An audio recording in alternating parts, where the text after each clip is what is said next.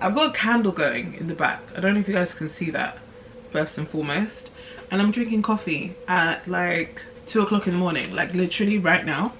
I don't know if you guys can see that, but it's like 2 o'clock in the morning. The reason why I'm drinking coffee at 2 o'clock in the morning is because life is lifing. Have you ever, like, you know when you're like just going through life and the only thing that you want to do is like just be productive at like the randomest times? I'm kind of popping in today because I've got a bit of like a life update. So a lot has happened in the last month-ish. I'm kind of trying to process it all, but I don't know if you guys can even tell I'm in my setup. Before I start though, I want to shout out my sister. I have to shout her out because, you know, I'm currently in London right now and she's been a sweetheart. She's given me this little corner of one of her rooms, like a little nook where I can like film my videos every time I'm in London. So this is like my London setup. It's like my setup that I had before, but I just moved my bookcases into my home and had like the setup set up. So last month I got like the worst news ever. I told myself I wasn't gonna cry, so those tears that are like trying to come down, they need to like zoop back in. Oh my gosh, I can't do this. I can't do this. I can. Last month my stepdad passed away. I know I have every right to cry. It's like very upsetting news, but I just want to do this without crying. I'm not gonna lie to you, it's been like a very weird time in my life, because I think that this is my first time in my adult life that I've experienced a loss, and you know, I don't really know how to deal with it. I'm very close to my mother and like she's lost her best friend.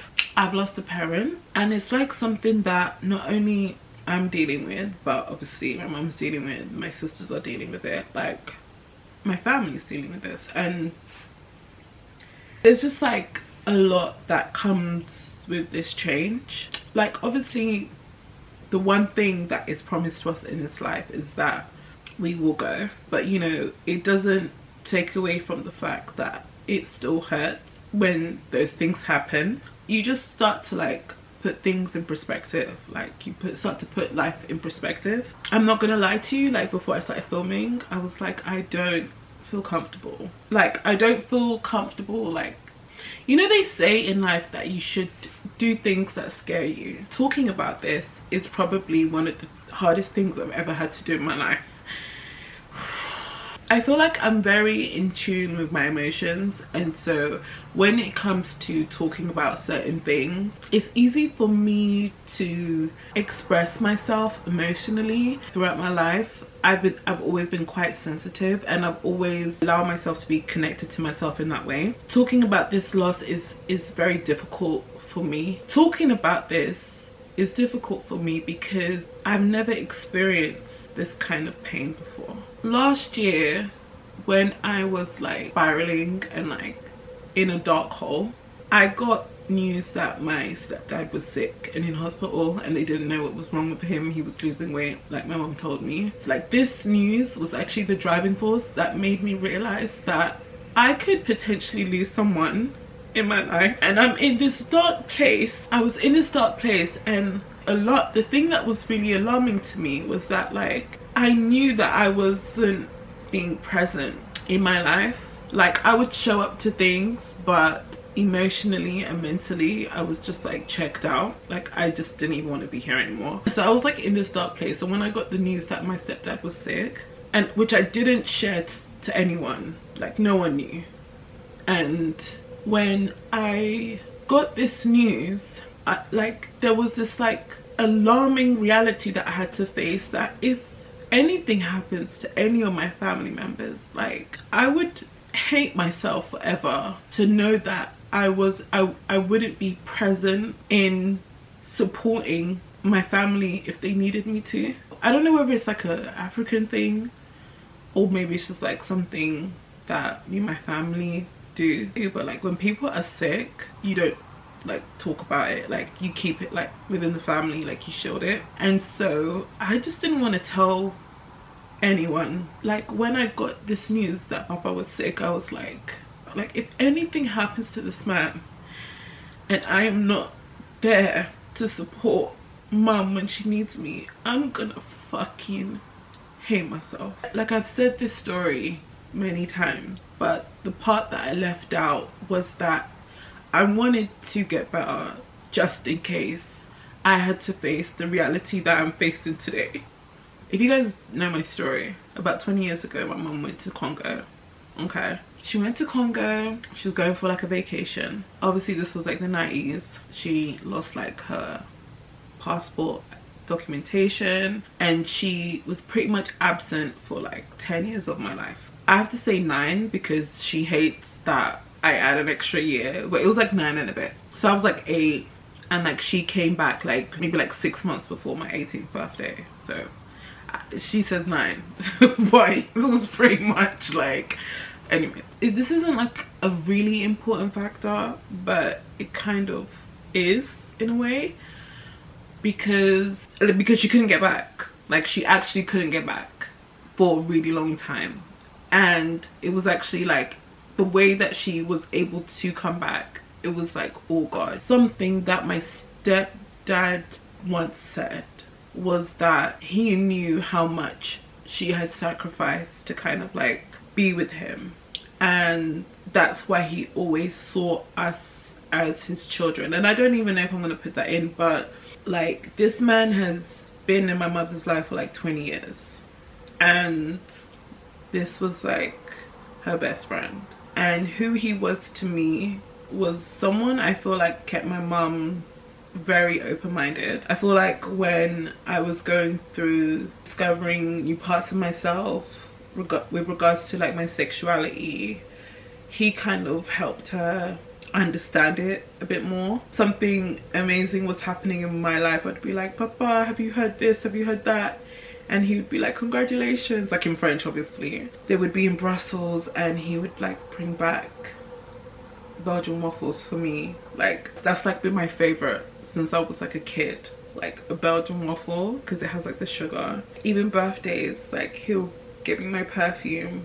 That's his thing, he'll get me my perfume. Him and my mum will get me my perfume. He would find my, so annoying, all my exes probably say the same thing, but he would find like hair, like how annoying, like find strands of my hair. Mum will find it so annoying, but he would be like, ah, like she's doing her hair videos, so I get it. Like, he was a really kind person to her, and I feel like seeing their banter and like their romance at such a like later point in life, especially like as Africans as well, like it's rare that I see like just cutesy, like just seeing their relationship, seeing how romantic and sweet they were with each other, and like how kind they were with each other and respectful. Even like my mom is like mad fiery, like she's literally like me, like mad fiery, and just like she just be talking just to talk. And like he would find certain things about her so endearing and adorable. He would say that's like love in its true form, you know, like that's like love, you know, and that's like true friendship. Like that is like best friend kind of friendship, and I cannot imagine losing my best friend. He brought her so much happiness, you know, and it's just like the reality that like I know people say this all the time, but it's like the reality that you're never gonna hear this person's voice again. It was just so abrupt. So I'm like in New York and I wake up and the first text I see is like, Papa's gone. I just always saw him as like this strong like little man, like, oh no. So when I got the news, my first response was just like, I just need to be there for mum. We flew back, and how I look at life now, so different. My mentality before I flew out to New York, I was telling her, I was like, oh my gosh, I'm gonna do this, I'm gonna do that, I'm gonna do this. Like, I was just on a different vibe. Everything that's happened, I'm like, I look at life so differently now. Like, before I went to New York, I feel like my heart was hardened by things that have like led up to like where I was at in life, and I was so much more like cutthroat with like just how I was moving and everything. Now I just feel like this shell that was like around my heart has like completely cracked, and just like I'm like, do you know what, like, why do I feel the way that I do? My patience for stupidity is like my priorities have completely changed. I feel responsible in a way to like take care of her. Like I felt like that before, but like not the way that I feel now. Like it's like different. I've experienced like parental abandonment like twice in my life. Like my mom and my dad have. Like I made peace with that like a long time ago, like years ago, like even before they had come back, because I don't know why, like from a young age I just kind of understood that humans have got their own way of life to live. And when both of them came back, they came back with partners, and you know, I lost one of them. Oh my gosh, I am not gonna film this video with tears just coming down my face. Like, Drea, get it together. Losing people is kind of like a confusing thing for me because of my parental abandonment, like both of my parents. Like I'm okay with like loving people like from a distance, but at the same time, like just like inconsistent relationships in my life make me feel very anxious and scared, and like this is something I know I need to like unpack and just like deal with. So I don't know, I just feel like because of my abandonment, I feel like I look at loss in a different way. Like I can accept that he's gone, but it hurts that he's gone. When he passed away, I was really angry. I was incredibly angry. And then I just realized like, okay, Dre, I just think that you are running. And something that has been consistent in my life is that like whenever I am experiencing pain, I run from it. I really do run from it, and I don't accept the pain until like life forces me to.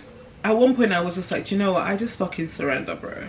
If I didn't surrender to the pain, it just would have been in me for so long, and I would have been angry for so long, and it would have manifested itself in different ways. And I was like, no, I'm just gonna like sit in the uncomfortable feeling of pain. While sitting in the pain, I started to unpack so many different things about myself and life and love and relationships and the way I view myself, the way I view others, just like everything. I was unpacking everything. I felt sorry for Lillian because I felt like she was like really helping me work through everything. She's been so supportive, like genuinely so supportive with me, with mom. Like I like really appreciate her. At the end of the day, my only like goal and motivation is to be a support system for my family, to be as supportive as I can be. Of course my battery died while I was getting into it, but the day that I got the news, I don't even know where the strength came from, but I was telling Nils like, I'm not staying in this hotel. Absolutely not. I was actually, if I allow myself to be consumed by my the emotions that I feel right now, I won't be able to get myself out of that state. And I was like, I have to think clearly. Like it was so weird. Then I was like, okay, we're gonna go around New York and we're gonna just like walk around New York and we're gonna film this video, which was like the life update Q&A video that I did. I was just like, we're gonna go here, there, everywhere and just like film it. And I'm telling you, by the end of the video, I couldn't even hold myself together anymore. I like value life totally different. I value my family totally different, and I value my friendship totally different. I only want to pour into those that pour into me. You know, throughout my time on YouTube, I've shared a lot, but this is something I really wasn't like even parts of this I don't even feel comfortable sharing. Obviously, like, we always improve and grow, but the version of myself that I am right now is who I've always wanted to be. Last year, when I first knew that he was sick and he was in hospital, I went into like a true state of panic did not want to acknowledge it at all. My only thing was like, if anything happens, I just need to be present for people, because life is getting real now. Like, and I can't be like this big fucking baby that's just like sad. Like, I just hate that it took him being sick for me to essentially just like wake up. I never wanted to share any of this with anyone. I wanted to keep this to myself. Imagine being so paralyzed. Like, I was terrified to like say it out loud, actually say the words out loud. Like, I'm scared I'm gonna lose this person. When he started getting better, I felt more at ease. But then he got sick again because of like my family situation and like my parents not being around. Like, from a young age, I've been able to like mask how I feel or what's going on at home and stuff. If I'm going through a rough time at home or with my family or something, I've learned from a young age how to like, I would go to school and act like my parents are like still around and act like I'm happy at home. I wasn't, and just act okay. And I've been able to do this like since I was like mad young, because I had to, you know, like I was told by the adults that were looking after me that I had to do this. And so like even throughout like high school and like throughout like college and like work life and even on YouTube, like when I'm going through some stuff, I can act like I'm absolutely okay and no one will know. And I know that's like no one else's responsibility but my own. From what I've been able to like understand and like deep is that like that's what I do to cope.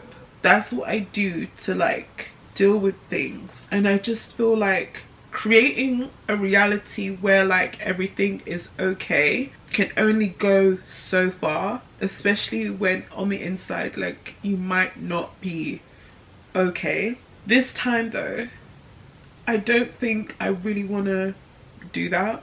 I don't want to act like I'm doing okay. Like, that's the dangerous thing about social media. Like, your own peoples will think that like everything is okay, and people won't really know until you say something.